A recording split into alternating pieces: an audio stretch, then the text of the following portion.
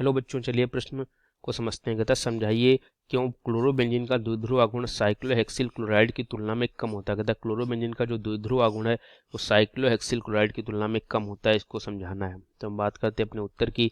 इस प्रश्न की जो मुख्य अवधारणा है इस प्रश्न की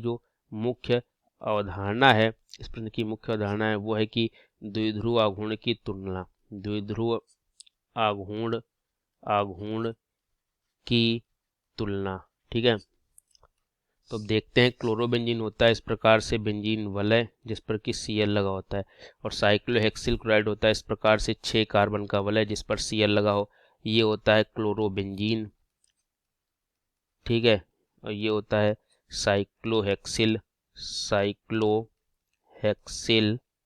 साइक्लोहेक्सिल क्लोराइड होता है।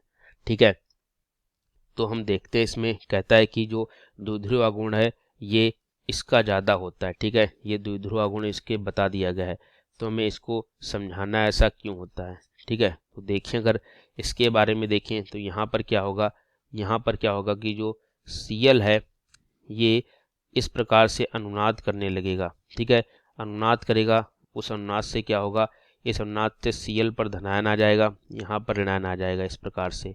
ठीक है, इस प्रकार से ये अनुनाद इस प्रकार से यहाँ जाएगा।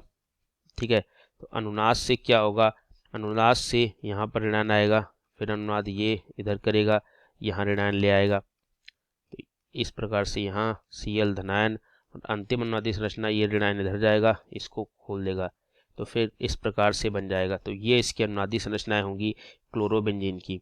ठीक है, जिससे ये क्लोरोबेंजीन की अनुनादी संरचनाएं होगी। साइक्लोहेक्साइल क्लोराइड की बात करें तो साइक्लोहेक्साइल क्लोराइड क्या होगा कि यहाँ पर Cl है, तो जो क्लोरीन है इसकी, क्लोरीन की विद्युत जो ऋणात्मकता होती है, विद्युत ऋणात्मकता जो है वो कार्बन से अधिक होती है।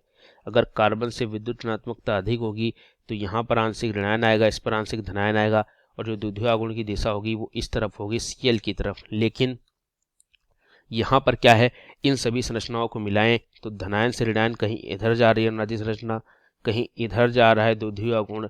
थोड़ी देर पश्चात देखेंगे तो ये द्विध्रुव आघूर्ण इधर जा रहा है। तो ये सभी द्विध्रुव आघूर्ण जो है वो आपस में एक दूसरे को वो कर देते हैं, एक दूसरे को बराबर कर देते हैं। इसलिए इसका जो द्विध्रुव आघूर्ण आ जाता है वो कैसा होता है, कम।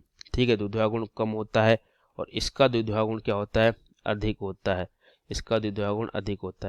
ठीक है, उम्मीद करता हूँ आपको हमारा ये उत्तर अच्छे से समझ आया होगा बच्चों। धन्यवाद।